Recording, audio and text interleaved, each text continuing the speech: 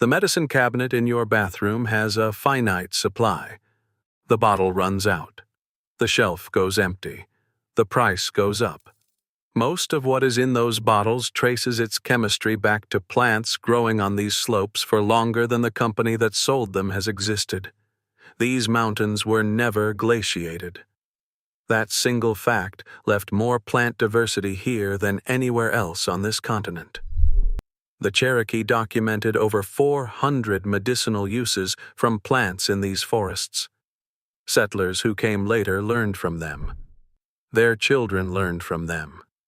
My name is Gideon Adkins, born outside Harlan, Kentucky. Ruth kept a medicinal herb garden from a list Bessie Stamper gave her. A woman who delivered half the babies in a 5-mile radius. She never called it alternative medicine. It was just medicine. 10 plants, all of them here before the pharmacy truck came up the road. Number 10. American ginseng. Up here we call it sang. Always have. The Cherokee called it little man. The root, when old enough, looks like a person. You understand that when you hold one. It grows on north-facing slopes in full shade, under sugar maple and tulip poplar, 5 to 15 years from seed to harvestable root. The older the root, the stronger. Sang hunters have been selling it since the early 1800s, mostly to Hong Kong traders. Old wild root brings $1,000 a pound. Asian ginseng is now functionally extinct in the wild. Overharvested. American ginseng is following the same path, threatened or endangered in 26 states. My father showed me where the sang grows on the north slope. He never took it all. Neither have I. Number 9. Black cohosh. The women on this land knew this plant before they knew its name. Ruth learned it from her mother. Clara from Ruth. Not written down, just shown. It grows on moist, shaded slopes in rich hardwood forest, 4 to 6 feet tall in bloom. A long wand of white flowers rising from the understory. Black knotted root. You will not mistake it for anything else. Cherokee women used it for cramps and labor pain. Appalachian midwives used it in labor through generations. 19th century physicians prescribed it more widely than almost any other native herb. Germany approved a standardized extract for menopausal symptoms since 1950. Still among the top-selling botanical supplements in this country. Not for pregnancy. Not for long-term high-dose use. Real medicine. Treat it accordingly. Number 8. Golden seal. Bessie Stamper kept it in the pharmacy garden. I planted it from her list 30 years later. Both of us knew the same thing about it before any laboratory confirmed it. Low plant, 6 to 12 inches. One small white flower. The root is an intense, vivid yellow. The most distinctive thing in the forest floor. You know it the moment you cut into it. Cherokee used it to wash wounds and inflamed eyes. Settlers adopted it as a topical antimicrobial for skin, throat, and digestive infections. The yellow root was also used as a dye for baskets and cloth.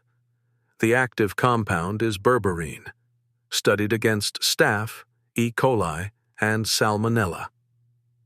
It works. Listed alongside ginseng in CETA's Appendix 2, threatened across most of its range. Grow it. Do not dig it wild. Number 7. Mullein. It did not start here.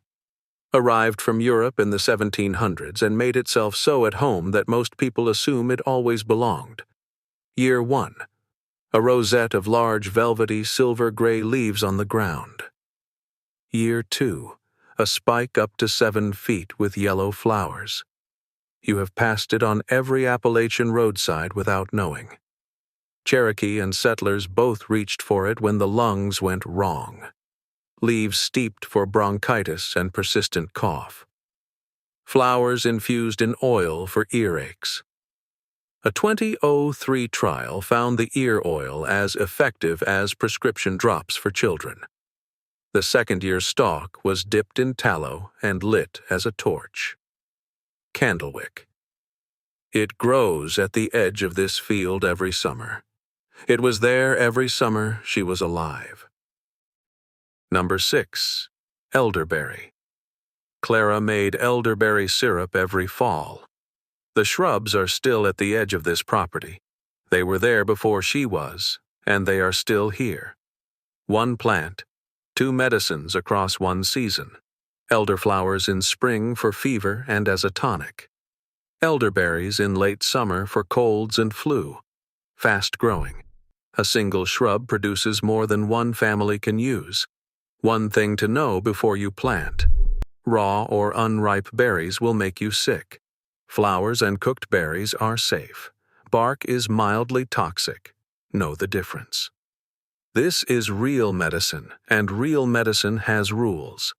A 2016 randomized trial showed elderberry extract significantly reduced cold duration and severity compared to placebo.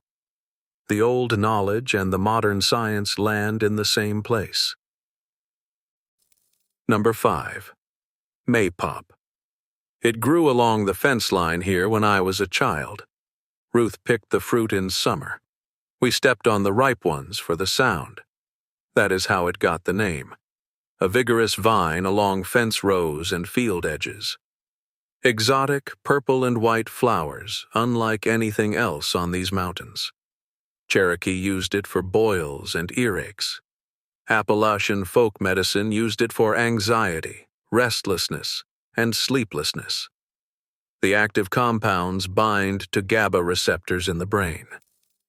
The same system benzodiazepines target. In 2001, a double-blind trial compared passion flower extract to oxazepam, a prescription sedative. The herb performed comparably for generalized anxiety disorder. Without the cognitive impairment the drug caused. Germany approved it. FDA considers it safe. Not for pregnancy. Do not combine with sedatives. Number 4. Witch hazel. One of the last plants to flower in these forests. Spidery golden flowers on bare branches in October after everything else has gone dark. Grows along creek margins in damp understory. Cherokee used bark tea for muscle pain and swelling. Settlers adopted it. The knowledge traveled to the FDA. One of a handful of botanical ingredients FDA approved as an over-the-counter drug. Listed in the United States Pharmacopoeia. From Cherokee medicine to pharmacy shelves in a direct line. Here is what most people do not know. The bottle at the drugstore is steam distilled. That destroys most of the tannin content. What remains is water with a label. The bark from this property made into a decoction at home is the real thing. The tree is still here. Number 3. Yellow root. Bessie Stamper called it the poor man's golden seal. She meant it as a compliment. The only plant in its genus on this continent. Low shrub along every creek bank in these mountains, spreading in dense colonies. Compound leaves like parsley. Cut the root, and it bleeds chrome yellow.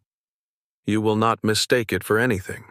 Cherokee documented 34 medicinal uses: sore throats, stomach ailments, mouth ulcers, high blood pressure, skin sores. Also, the most common yellow dye in the region for baskets and face paint. African American mountain communities arrived at the same uses independently. Same active compound as golden seal. Same berberine. Same antimicrobial properties. A fraction of the harvesting pressure. It grows along every creek on this property. Bessie was right about what that was. Worth. Number 2. Boneset. The name does not mean what you think. Break bone fever was what people called influenza before they named it. pain in the joints so severe people described feeling their skeleton coming apart. Boneset was the herb that treated it, not broken bones. Break bone fever. Cherokee and Iroquois used it to break a fever through sweating. 19th century physicians prescribed it for influenza and bronchitis. When the 1918 pandemic came through these hollers, communities had no hospital within easy reach. They had this plant. In vitro studies show the extracts stimulate immune cells that attack pathogens. Short-term use only, not for pregnancy, not for liver conditions. Do not use when fever climbs above 102. The 1918 pandemic reached this county. The people here were not helpless. Number 1. Bee balm. It grows at the edge of the garden, has always grown there. Crush a leaf and the smell hits you. Spicy, herbal, like oregano with something wilder underneath. Cherokee used it for fevers and colds. When colonists boycotted British tea after 1773, they turned to native plants. Bee balm was among the first. The active compound is thymol, powerful antimicrobial, antibacterial, antifungal, effective against bacteria, fungi, and some viruses.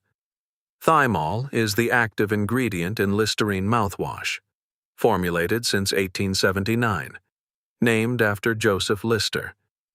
The compound came from plants like this one.